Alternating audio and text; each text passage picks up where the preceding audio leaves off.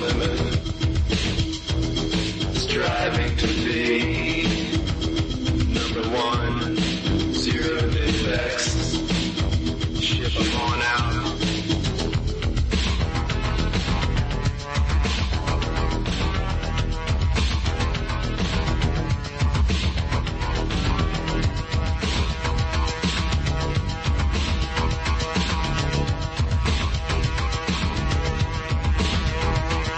Competing with imports at all costs.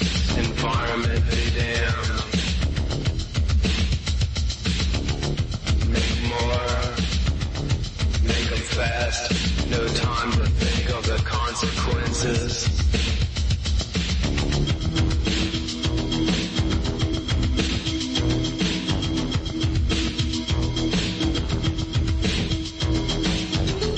Make more, make them fast. Make more, make them fast.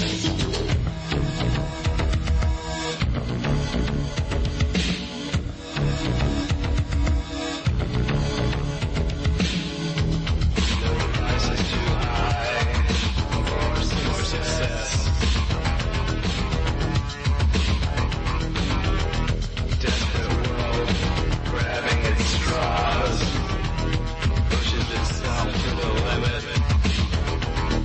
striving to be number one, zero defects. Ship it on out. Ship it on out.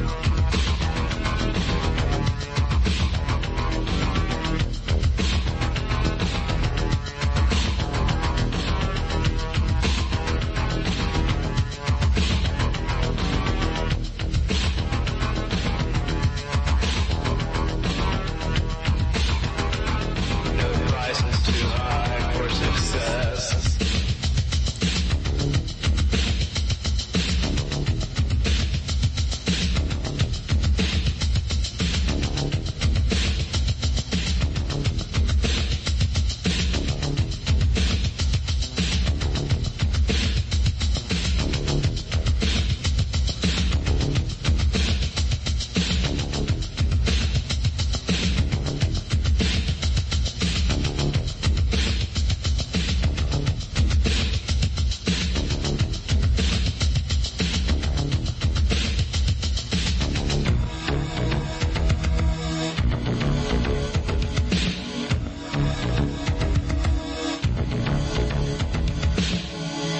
This is the Grassy Knoll on AM 1610 WDCX, and you can hear this also streaming on remnantradio.org and also pascoradio.org. And we have with us today, Lady Biz is telling me to speak up, and I'll do that. Okay, my headphones are so loud. Okay, it sounds like I'm yelling. Okay, again we have with us for our fifth segment Andy Colvin. He is the documentary filmmaker. The title is The Mothman's Photographer. And we've talked about a lot in the 4 hours that we've had. And to me, this is ever so more labyrinthine than the Kennedy assassination and all the personages involved in that. And even what we're talking about also relates to the Kennedy assassination. I mean, it's almost like a Kevin Bacon thing. All roads lead to that. And Andrew, first of all, thank you for coming back to the Grassy Knoll. I appreciate the time you spent with us. Thank you, Biz. All right, and I'm going to say also something, okay, and take it for what it's worth. You know, once upon a time, Andrew, I wanted to get on the show like all the guests that everybody else had on, and I said to myself, that's nice that you're running with the dogs, but what are you getting done? Now, take this, understand what I'm saying here. So what I started to look for are people that have not been necessarily heard and should be heard and should have a greater venue. And I started looking for people who haven't been talked about all that much. And you might say, well, that's easy for you to get guests on. I'm saying, okay, that's fine. But they're very worthy, and they don't have a stage necessarily.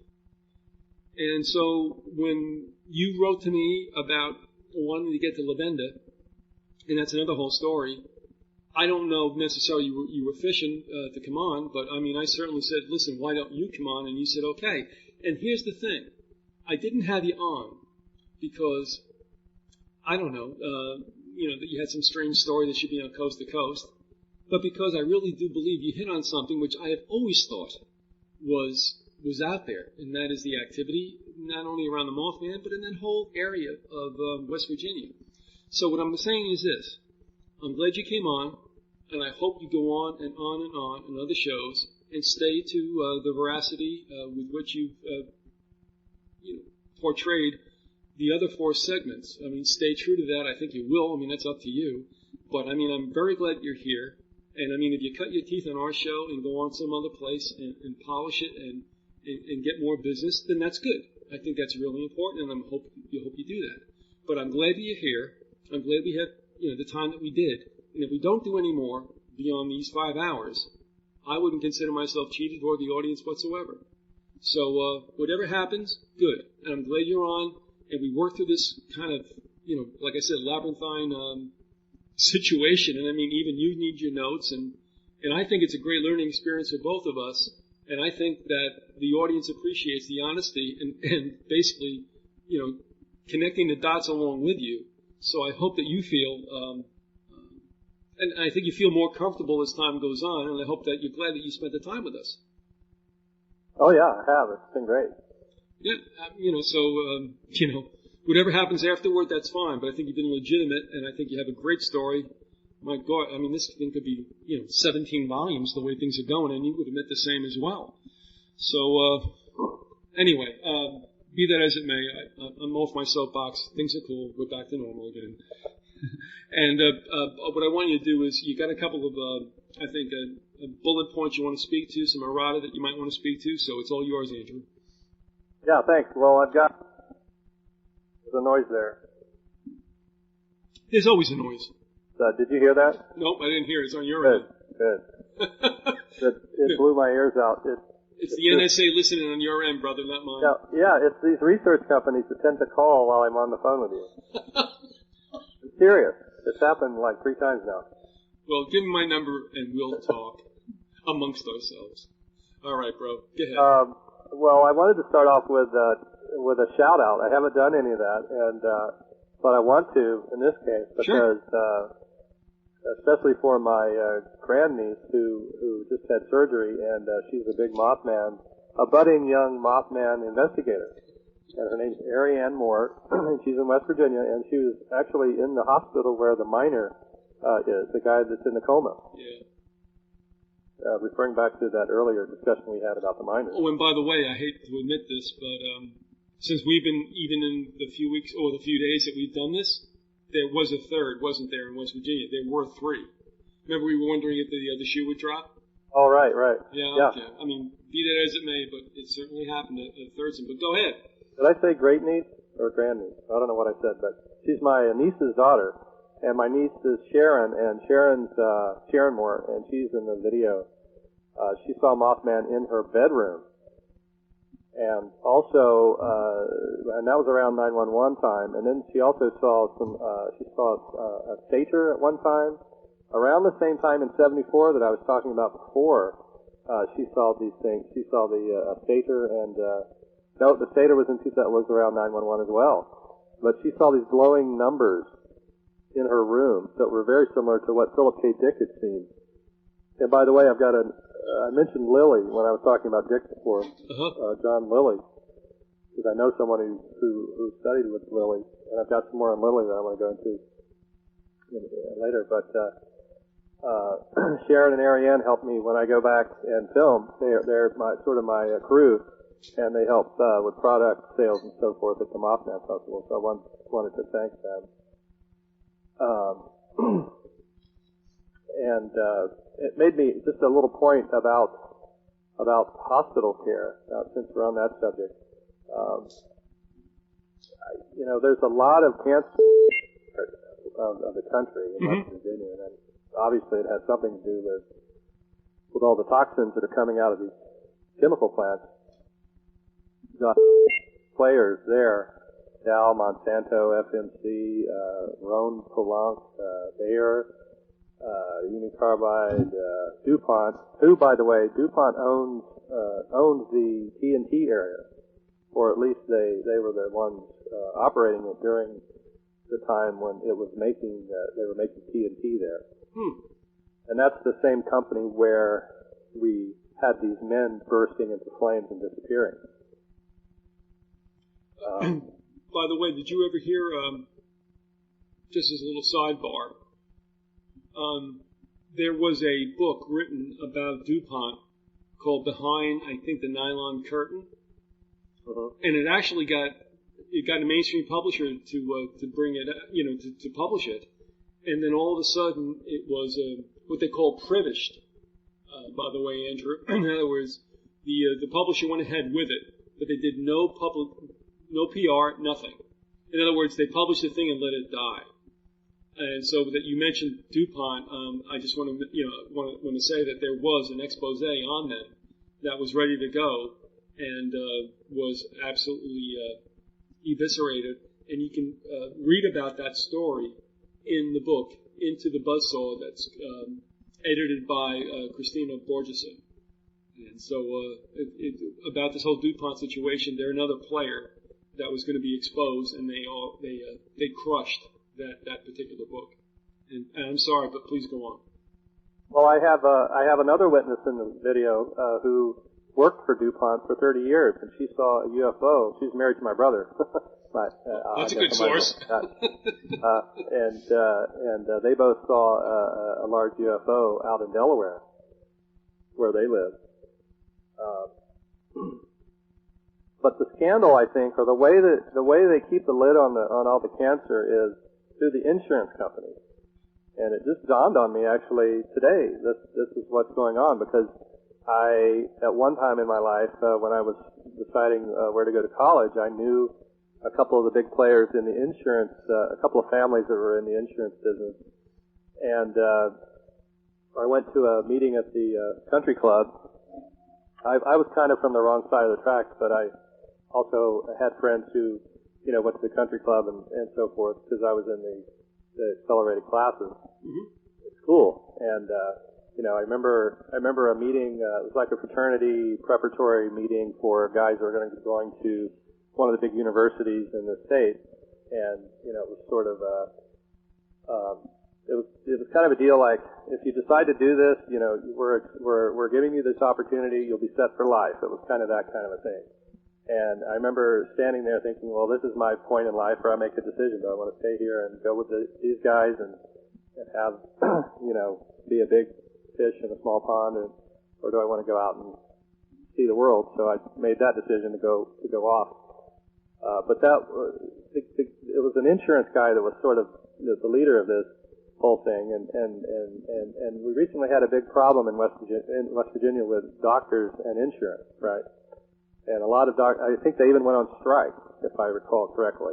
I didn't do a lot of research on it, but I remember it was a big story back when the malpractice rates shot up. Do you remember that? Oh yeah, yeah, sure. And doctors were moving out of West Virginia to neighboring states.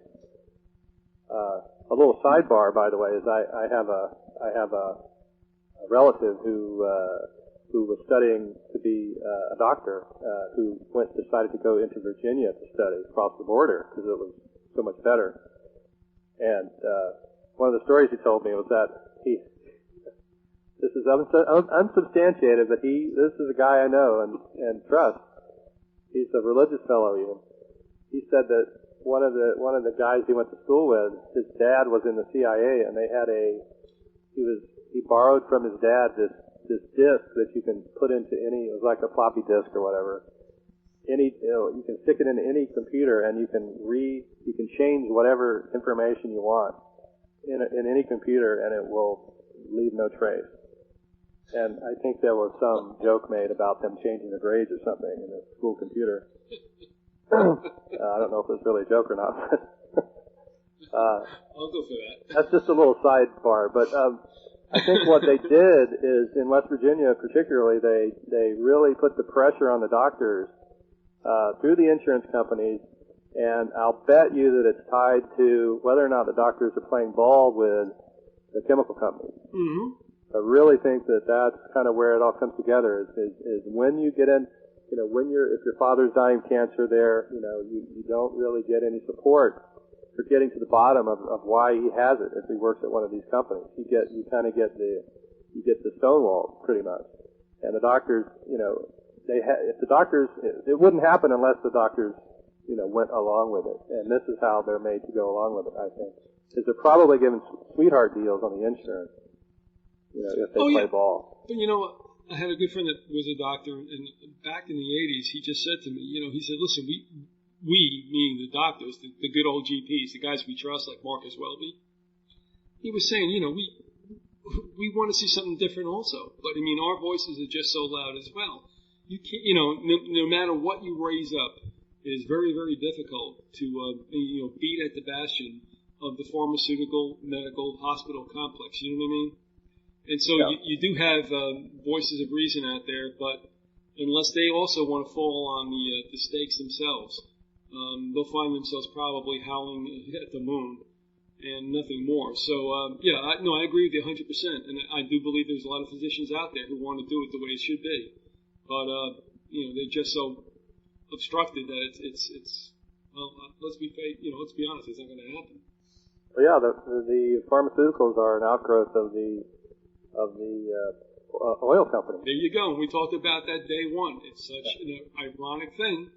And the Nazi flight capital that came out after the war, a lot of that went into pharmaceuticals, and they're now putting the pressure on the doctors as well. But I think, getting back to the miners for just a second, I think when you have these mine explosions and all the focus goes toward the miners, it really misleads people in a way.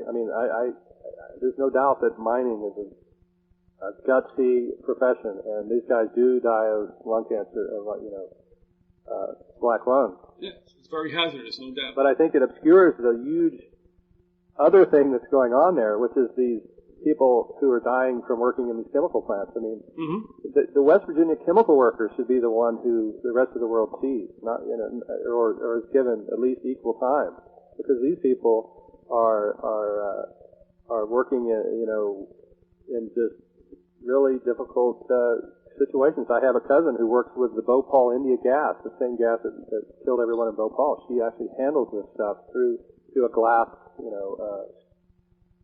in her enclosure, with the robot arms or whatever. Right. Yeah. And there's no doubt that there's a super high cancer rate there. So just I'd like to bring a little more awareness to that in any way that I can. And let me ask you this one question, and we'll go on to your train of thought. But at this point, since we've in some approximate time period with this situation with three problems in West Virginia, there was one in Canada. Are you aware of that? Right up in Manitoba, where there was a caving in, but they came out okay. But the whole thing is this: it's like all of a sudden, everything under the hill is, we're going to make this legislation, and we're going to do this and do that. Look, the legislation is already there. Whoever the mine companies were didn't abide by it anyway. So you can make all the laws you want in the world. They didn't do it. And anybody who wants to blow a whistle will be told, if you don't like it, guess what? You don't have a job. Would you agree with that? Oh, in terms of the mine conditions? Well, yeah, you can have all the laws in place, but we all know the way things really work, and that is, shut up if you want a job. Well, yeah, there's so many bloody, historical battles and things that have occurred in the coal fields. Sure. So. This is nothing new, and nothing's really changed. They can make all the laws in the world, but if they don't enforce them, it doesn't mean jack. Yeah, it did seem to be a diversion of sorts. It was just, and my heart goes out to the families. Absolutely. I think the media, made use of it to sort of divert from some of the other things that were going on. And then you see someone like, you see Coretta Scott King die, and then you see Bush there, giving, Yeah.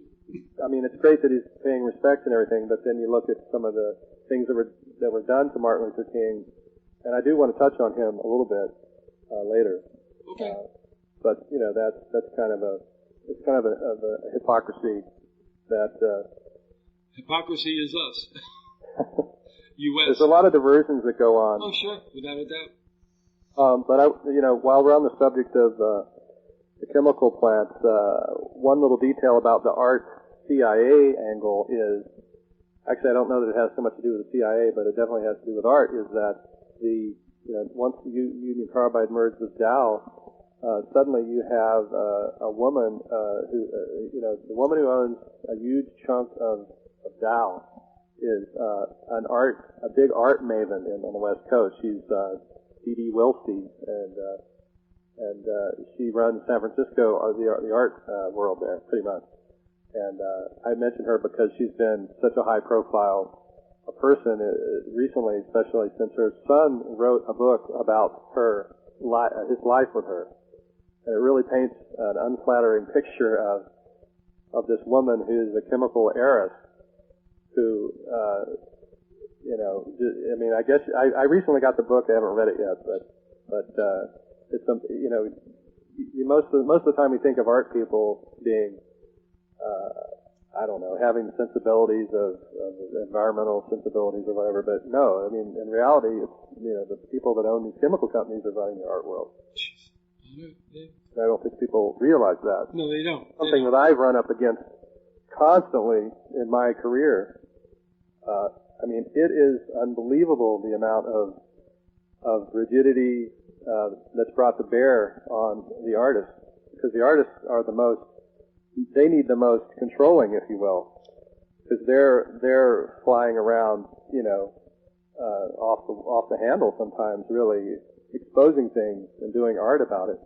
And so they really put the hammer down on you when you do that. Mm-hmm. I've had so many negative experiences with the, quote, official art world. But, Andrew, I would say this, that a lot of the foundations are the ones who underwrite artistic works, literarily, art-wise, whatever, performance and such.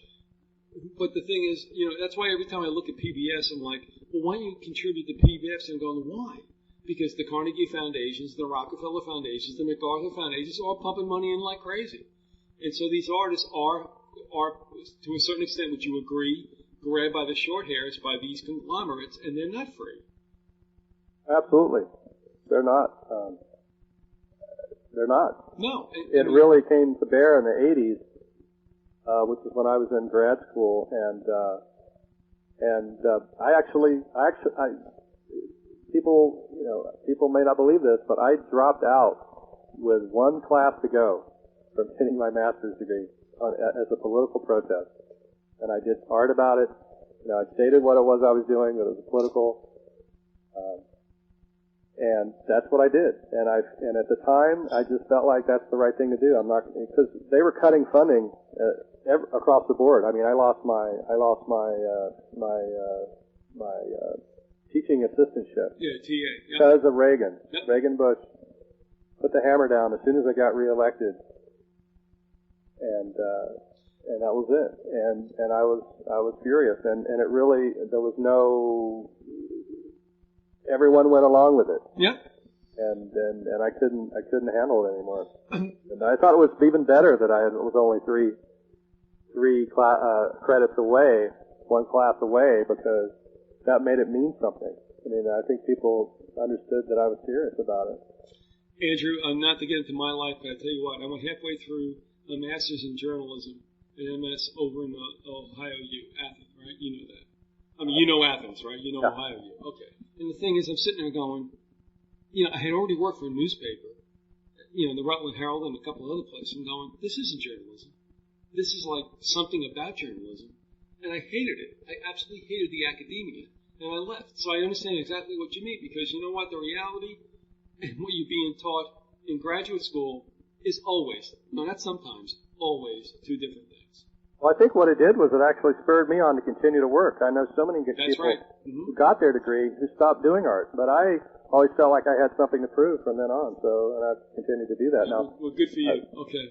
That's if you're interested in reading about this topic, I suggest people read Eugenia Macer's story, MACER/story, STORY. All right, say it There's slowly. several books on the art world. She bridges the occult, art, and UFOs. All right, say that Early slowly. UFO research. Are you familiar with her? No, I'm not, but what I'm going to ask you to do is, because you went really quickly through that, her first and last name or whatever it is you have to do to reference her on the URL or a dogpile search or Google. Say it again, slowly. Eugenia. Spell and her last name is two names, Macer Story. Macer-Story. Okay. And her early books were on UFOs. She was a great UFO researcher. But she was also into magic and theater, and she's written several plays and ran a magic shop. But she has a lot of occultish things happening in her life, and she's developed this whole theory on that there are all these occultists out there who are trying to play tricks on you if you're either a UFO researcher or a political person. And, and this is similar to the kinds of stuff that was happening to John Keel, as happened to her as well. She's just been much more detailed in the way she documents it. It's just an amazing day-by-day rundown of the little things that happen that can't be coincidence. And she's even got some great photos of things. She takes photos of these people that follow her. People have tried to get her ensnared in different things. And she's always ready. She's just a great warrior, if you will, in this fight. Okay. And she's there. She's got some strange photos of paranormal things happening right in front of the camera, and it's just an amazing. Her whole body of work is really cool. One of the ideas she kept talking about was Yale University seemed to be the center of an art conspiracy, and I found this to be true in my experience. I had 3 different professors along the way who were from Yale, and they all gave me a hard time as soon as they found out what my thing was, that I was sort of into that realm. It just was so definite, and it was so, I just throw that out because that's where, the Skull and Bones is from too. Oh, I was going to follow up with that. It's like you can't find an institution more embedded with quasi-occult fraternities than Yale, with Skull and Bones and a number of them beyond that. You're right. I can start jumping around here to just little points that I should have mentioned earlier. Well, you said you wanted to discuss or address some errata from the last shows. Do you still want to do that? Yeah. Okay, go ahead. Well, I mentioned DuPont and the TNT. Another thing was I mentioned a woman that had contacted me about a chair image that I had made. That's right. And how that related to my dad in Montauk. And then I'd gone to see her, and we had done this thing with the white bird at the anti-nuke rally. Well, we also had a weird encounter in the forest on that trip that I forgot about, that we talk about in the video, but it seemed to be a Bigfoot. And that was, and we didn't see it, but there was something there, and it was invisible. That's the best way I can describe it. It was walking, it was banging sticks, and the hair stood up on our bodies, and we were just terrified, unbelievable. We were in Bear Mountain, which is in New York. But a lot of times you'll have these sightings. Wait, hold on. I got to stop you, Andrew. You were up in Bear Mountain, New York? We were traveling through to Massachusetts from New York and stopped there to camp. And so this happened up in Hudson Valley, New York. Yeah, my uncle lives in Peekskill, so we were kind of on our way to see him. He lives right near. There's a big nuclear plant there, by the way. Yeah, it's Indian Point, I think. Yeah. My point is that you'll tend to have a paranormal encounter like this. Oftentimes in a series, there'll be 2 or 3 of them, or a couple of coincidences and an encounter or something to kind of bring your attention to something. And that's kind of how it works, and that kind of gets back to Lilly. I'm not going to go into Lilly yet, but okay. John Lilly, I was reviewing some of his stuff and found out that he had a whole cosmology kind of built around this idea, and he even had a name for it called ECCO, ECCO. It's like a control system using synchronicity to inform and benefit mankind. And interestingly, Lilly also had a negative force that he realized at some point that was fighting the ECCO. It was called SSI, Solid State Intelligence. And he realized at some point that the SSI was human-based. And I think in a way that sort of means that he was figuring out that it was a mind control, perhaps, electromagnetic mind control system. Okay. Because he too was having strange things happen in around 1974. One thing I wanted to mention about the Buddhist, the Kelsang, Geshe Kelsang thing with the Dalai Lama, they're having this fight or whatever, is that the Kelsang has decided to have all of his books, and he has like 30 or 40 books, and much more than the Dalai, the Dalai Lama is kind of soft and gooey. And Kelsang's really sharp, and his books are they lay out the doctrine and what you need to do if you want to reach enlightenment. He says, here it is, 1, 2, 3, 4, lays it right out straight from the ancient belief system. And he's having all of his books printed in China, which is a really big deal because China has been fighting the Tibetans all along. And suddenly they're making a deal, and allowing Kelsang to publish in China. And he's going for it because he thinks he should. He thinks there's no reason to keep it, under wraps. Right. When it could benefit, billions of people in China. And again, it sort of highlights the schism of the CIA versus, the communists. The old Cold War thing playing itself out in modern, Buddhism.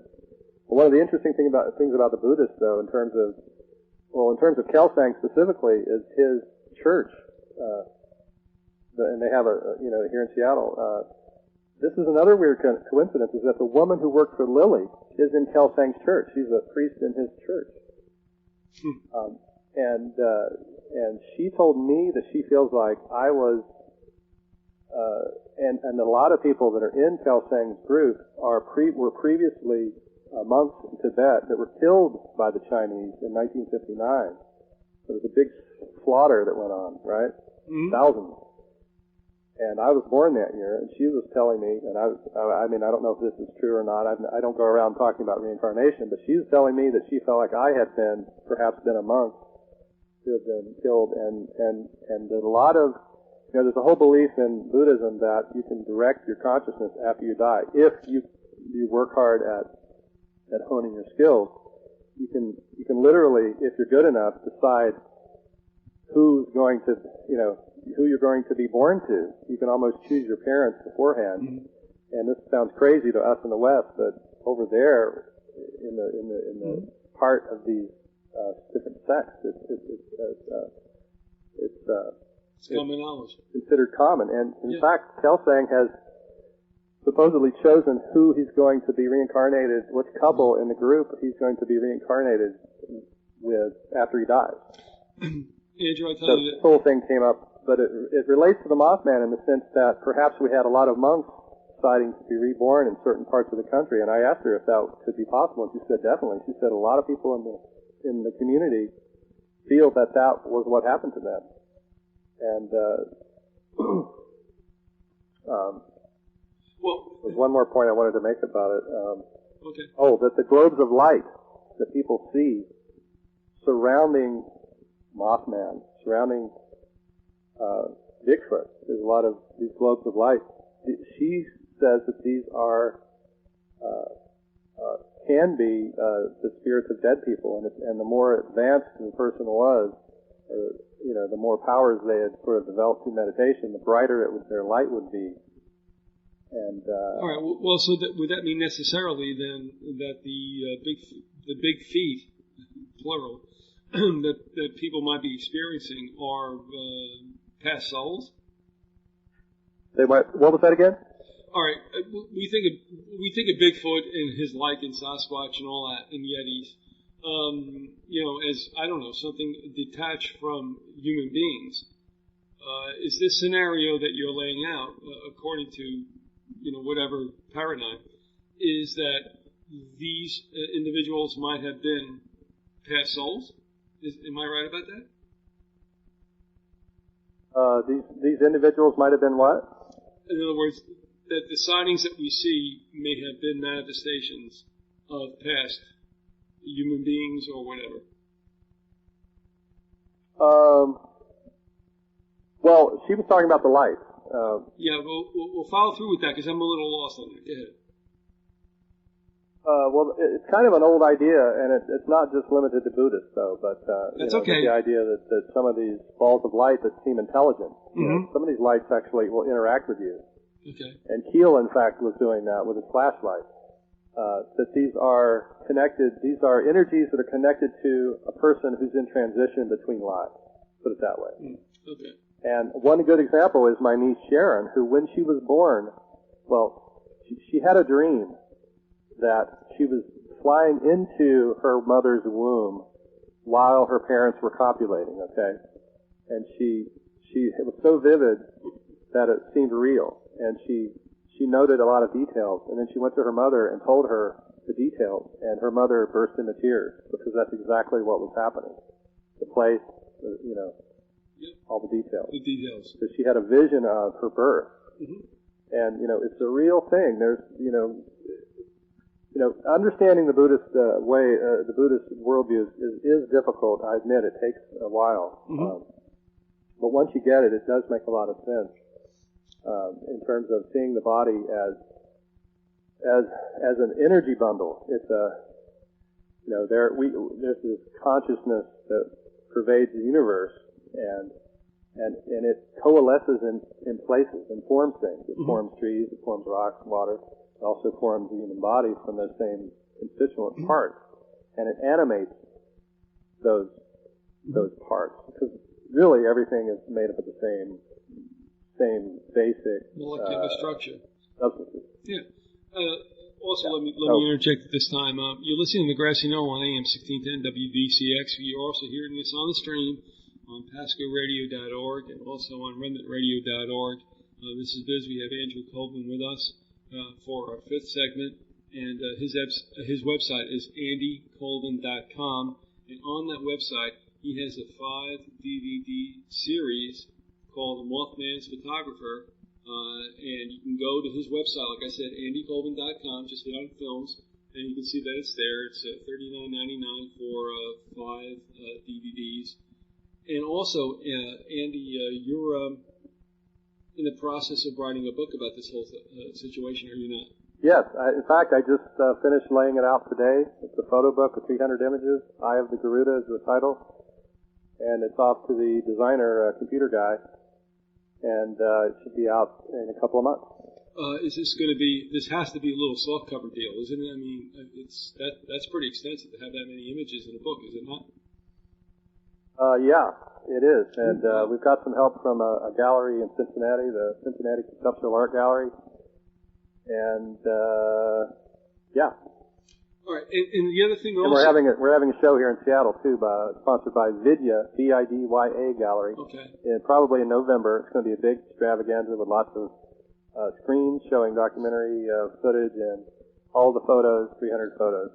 All right. If people want to follow up on this with the story of the Mothman, and also so much of the other knowledge or information that you've imparted to us, which I think, of course, that's where the goal is to me. Can they follow that on your website? Will you keep updating that to indicate to people, especially if you write more articles or impart more information? Can they go there to find that on your website? Yes. If you go to the website, actually we don't have a link for it yet, but I have a blog. Okay. If you just type in WordPress once you get there. We'll do that. Maybe that's the thing we forgot about talking about earlier, what we needed to put on that site, because it's still under construction. It's basically a photo site with lots of photos for sale, but yeah, we're going to have links to all those. Well, we have plenty of time, like we said. By the time that people hear this, I mean, you'll have that up and running, so that we say this will mean, it's nice, but by the time they hear this, you'll have it up. Yeah, so, but the blog is an offshoot of the site, and it's going to be where I post things about the Mothman. The site is more for just photos. But also go to the new Mothman group on Yahoo if you're interested in talking about it more. Also, I think we're on the 6th episode here, not the 5th. Am I right? I don't know. I stopped counting. I think we are. You want to call 5 and call it 6, it's okay. We love it. That doesn't matter. Well, Well, let's blast ahead. I've got a couple more errata. Do we have time? Yeah, sure, go for it. How much time do we have? 23 minutes. Oh, okay. Believe it or not, someone predicted both the Manson family, after the murders, someone predicted who it was, and the same guy predicted the Silver Bridge collapse. Did you know that? You might want and he did it on the radio. Okay, tell me about this. His name is Joseph DeLuise. DeLouise. He has a book called, what is the name of his book? Prophetic Mission? Something like that. This was a radio guy? Well, he had a radio, he was a psychic who, it's called Psychic Mission. He was a radio psychic, and he was friends with Peter Hurkos, who a lot of people know, who's a famous psychic from the 50s and 60s. And DeLuise predicted a collapse of a bridge. He was seeing visions of it 2 weeks before. Talked about it in depth in the Christmas packages, I think even. So he's one of the Mothman Prophecy people, if you will. And he did it on the radio, and it's documented. And he even saw license plates of certain cars. But he also, after the Manson murders, he got a vision of Charles Watson. He knew it was a guy named Charles Watson, and he actually went to the Tate LaBianca home and got vibes from it. And I think there was this, the police acted very strangely in how they handled the whole deal. They didn't go after, it's almost like they knew it was Manson, but they were letting him out, letting him stay out for probably do some other things. He had a relationship with the police. But Andrew, let me ask you this. I mean, as far as you can see, I'm not letting Manson off the hook. But I mean, as a kid, I was 17 or something like that when that whole thing happened. In fact, it happened on my birthday. And we were saying, well, they could not connect Manson, to any thrusting a knife into anybody. The whole thing seemed concocted. It was a strange situation. Do you agree with that whatsoever? I'm not discounting the fact that he was whack-a-ding-hoy. I think we talked about that before, and he was looking at the whole thing. It seems he was used, and in fact, Adam Gorightly, Gorigh. We know Adam very well. T-L-Y. Oh, you've had him on? Oh, twice, yes. Oh, really? Okay. We're still recovering. You've talked about, I haven't, I don't know, I've never heard him, so. Adam's a great guy. He really is. Right. I know he had a little bit in his book that I had written and didn't give me any credit, but I'm sure it was just one of those, Yeah, we'll get on his case right away. Yeah. All right, but go ahead. What was it that Adam had well, I was just going to say that, really about DeLuise was that the interesting thing personally for me, connecting to me, is that his grandmother and my grandmother were from the same part of Italy, southern Italy. And he says that there are a lot of psychic women in that part of Italy.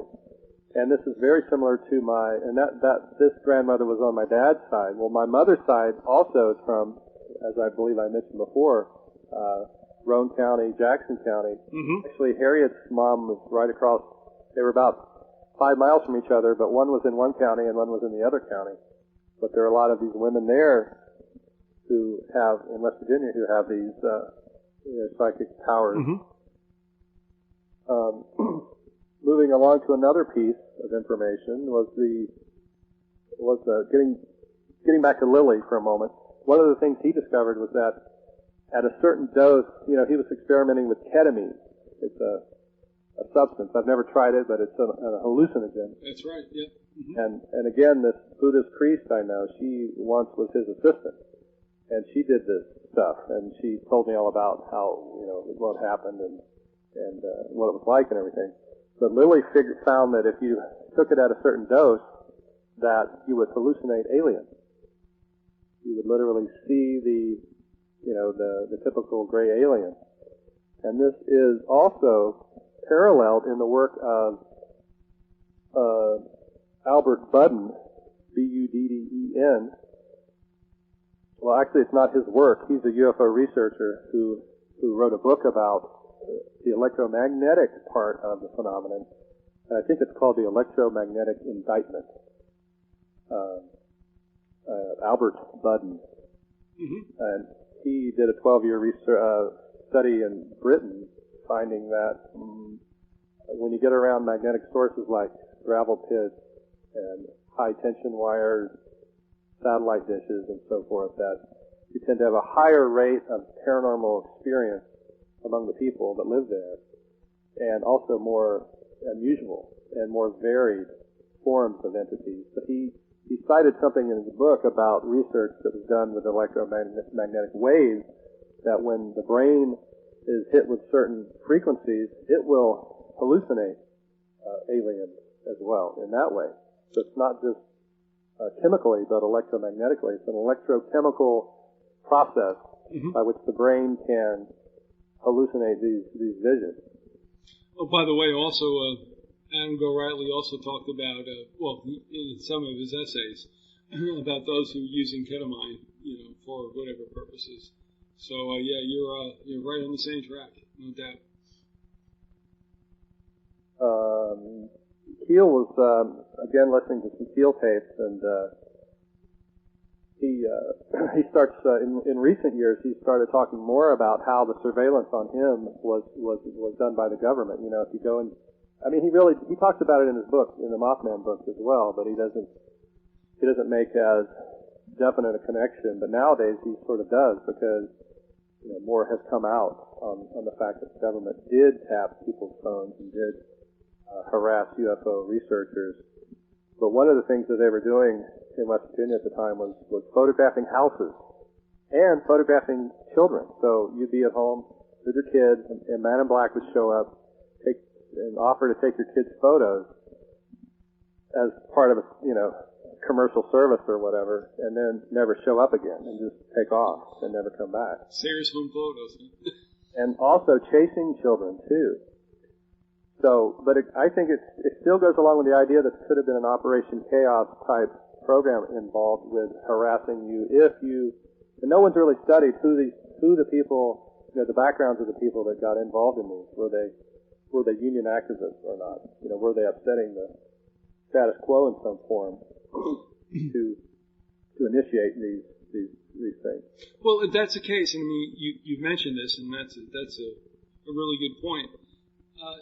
Has anyone ever really talked to, and if they did they get anything out of any union organizers who felt that they were targeted and, for whatever reason, chose not to speak for obvious reasons? Yeah, well, a lot of people disappeared completely, and Keel told me this, and he's also talked about it in different forums, different places. But there were people disappearing. A lot of teenagers, a lot of young people, and he says that a lot of them are connected to the Braxton County Monster, which is not to be. A lot of people confuse the Braxton County Monster, which was a Bigfoot-like creature, with the Flatwoods Monster, which was a robot alien type creature that's famous in West Virginia lore from 1952. And the Braxton County Monster kind of went all the way through from 52, even through the Mothman era. All right, hold on. Seeing a Bigfoot-like creature. All right. And in those areas, it seemed that people were disappearing. Teenagers were disappearing, and Keel said that the police were keeping it quiet. All right. And he also said that in some of the later UFO flaps, like in 73, 74, key year, also in 78, 79, that the police were being contacted by more Men in Black than they ever had been. So the Men in Black seemed to be going to police chiefs, in fact, and trying to coerce the police in some form or another. Let me stop you right. So it really could have been a government op, if you look at it from that point of view. Well, targeting police chiefs, maybe disappearing people who are troublesome. Well, I'm definitely thinking from that point of view, but will you please go back in the time we had, because I really want to get this down. And that is that you were talking about two distinct, quote, monsters that were out there in that area. And And what were they? What were they named? The first one was the Flatwoods Monster. Okay. And it occurred in 52, and there were a series of UFO sightings at the same time all over the eastern seaboard.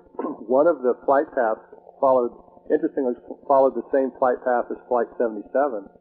Came over West Virginia sort of in that same way. Landed, people saw a robot, people got sick, I think a dog died, it was big news. All right, let me ask you right now, where did that flight land somewhere? It landed in Flatwoods. And where that would be? Flatwoods, Kentucky, West Virginia, which is about 30 miles north of Charleston. All right, now, I'm going to pump you for a reason, that'll be obvious to me. Was that a strip that could handle a commercial airliner on a touchdown? No, it just landed on a hilltop. But it was kind of on the Elk River, sort of. I think it's pretty close to the Elk River, yeah. And which is kind of where Mothman kind of started. All right, so that you're telling me that landing strip could have handled a commercial aircraft landing? No, there was no landing strip. It landed on a mountain. It just landed on a hill on a farm. It just landed? Yeah, it landed. People saw a craft land. They went up. There was this creature that floated out of it, and had red eyes, okay. But it was like a robot kind of thing. And they found scrape marks the next day all over the ground. Well, I read recently somebody just written a book about it called the Braxton. Well, here he even confuses. This is what I'm saying is that even the title of the book confuses it. He calls the book The Braxton County Monsters. Subtitle: The Cover Up of the Flatwoods Monster Revealed. And these are two different monsters. Right, okay. Now, let me ask you this in time we've got. All right, we got Flatwoods down, and the other character was where? Well, one more thing about the Flatwoods. All right, go ahead. In this book, you find out that a guy who's working for that they sent up an army team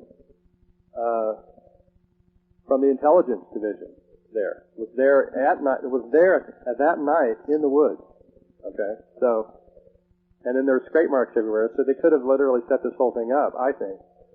Okay. But getting back to the other monster, the Braxton County Monster,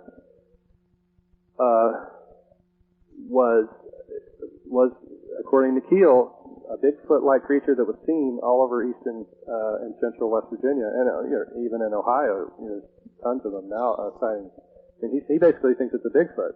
Andrew, was that at a particular time, or was that across a period of time? It was across a period of time. All right, what are we looking at? A year, 2 years? Or 6 months? According to Keel, it was all through the 50s and 60s. And the interesting thing is that we had an encounter. I twice had strange encounters in eastern West Virginia where I was camping, and in one case I saw it, and it was just some weird animal I'd never seen before.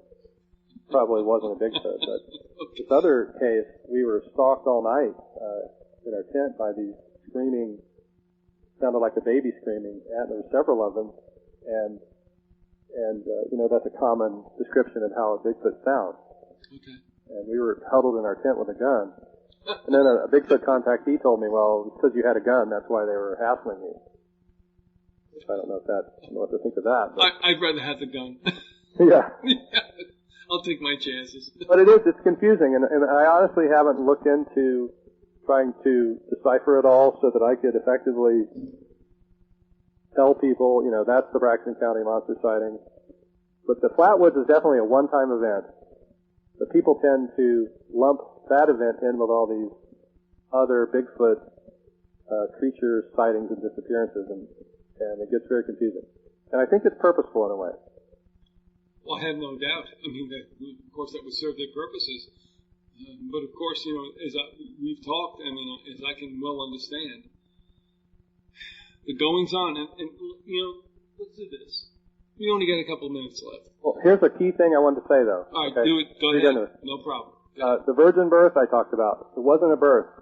I don't want to make that clear. The person got pregnant without having sex, and then the fetus disappeared. Okay. Mm-hmm. That's a key little point I wanted to make clear.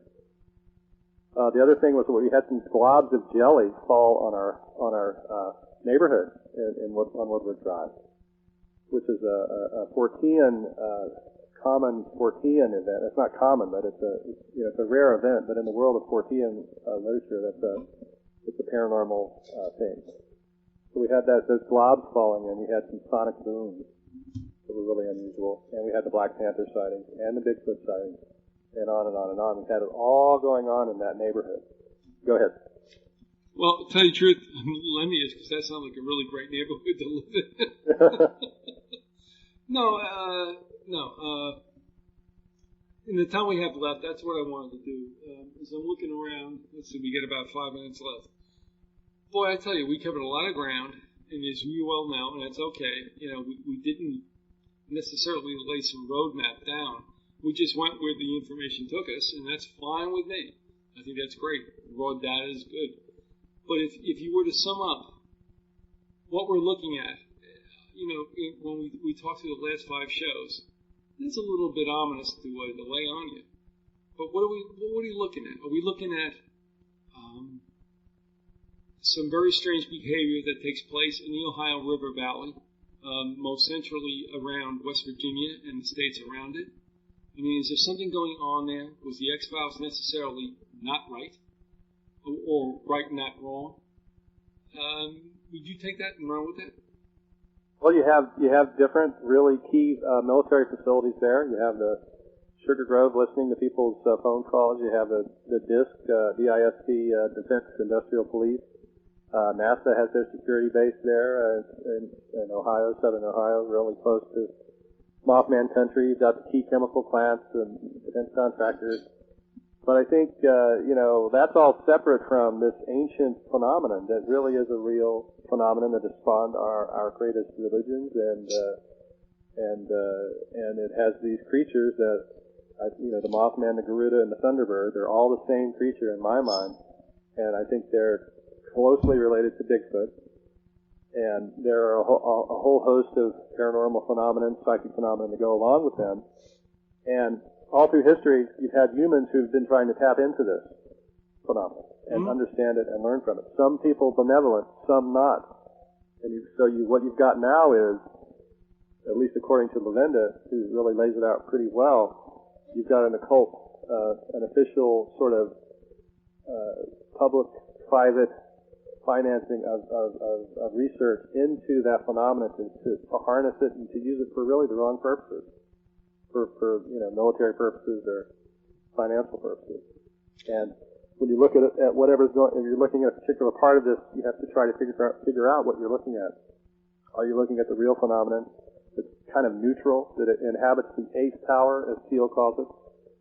Is it neutral, ancient, and therefore beneficial use, or are you looking at the lower 7 towers where people are trying to gain from it and use it to exploit others? Mm-hmm. Well, I'll tell you what, this all began between you and me, with you inquiring about Lavenda, but I thought you had, and I still do think you had, a much better grip and a much better story to tell. Not that Peter doesn't, but we'll deal with Peter and his wandering bishops later on. However, what you brought to the surface, and I've not really given that much thought, and a lot of people haven't, about the Mothman Beyond, the movie that was probably, chintzy, as you said. But you brought to this situation a much more dynamic and realistic background that I think warrants, and I hope it does warrant, a lot of investigation and interest by our listeners. So, no matter how this goes, I'm not taking out the supernatural component, without a doubt. But, you've hit on a lot of things, and of course, that my bailiwick obviously is political, and given that, my envision is on West Virginia and the powers that be there, going back to the old robber barons.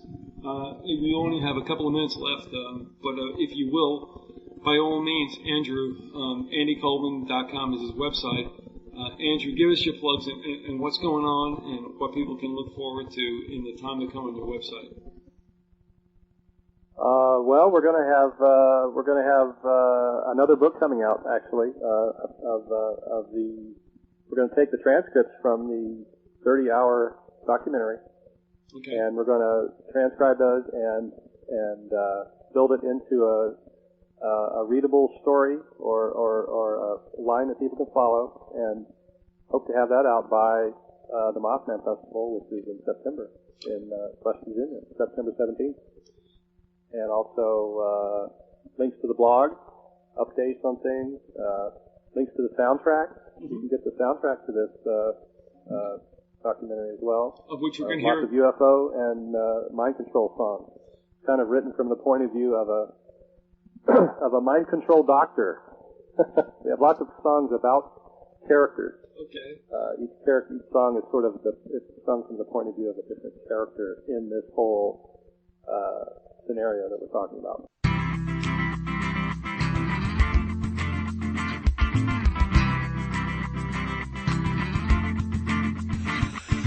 Edred came to West Virginia. Hitchhiked his way across the Ohio. Bought himself a big black car, blew some miles near and far. Said, hey, bud, flying high with the Mothman. Said, hey, pal, flying high with the Mothman.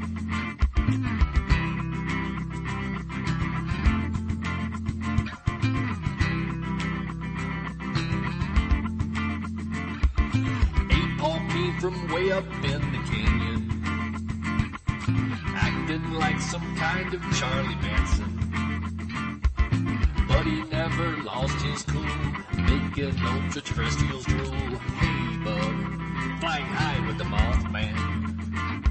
Said, hey, pal, flying high with the Mothman.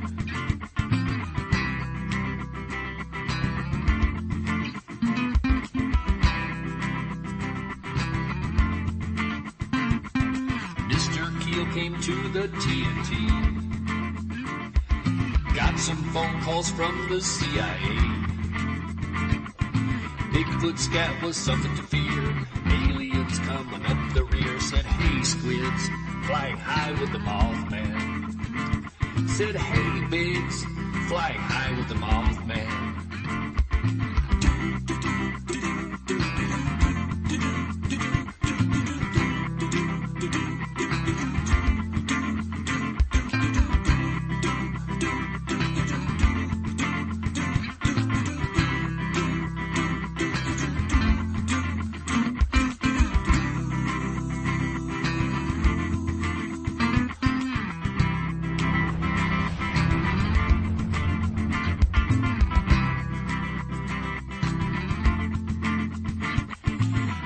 Tom and Andy saw the bird.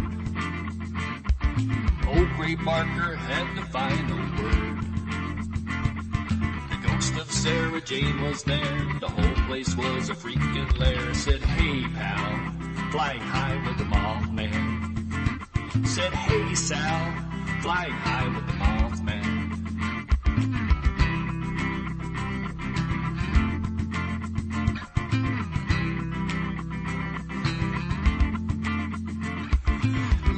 Layton spent some time in Boomer. Patty Hearst was he and Enridge Gruber. Union Carbide had to crash. Jonestown was a major blast. I said, hey, Joe, flying high with the Mothman. Said, hey, Schmo, flying high with the Mothman.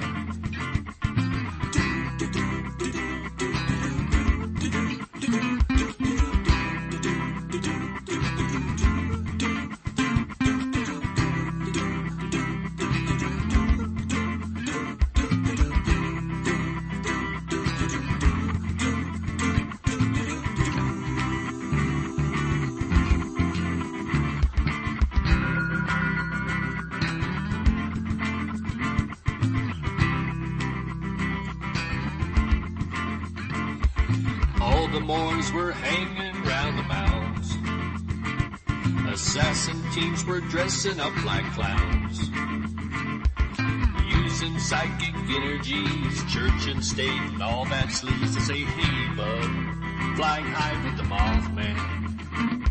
Said, hey, pal, flying high with the Mothman.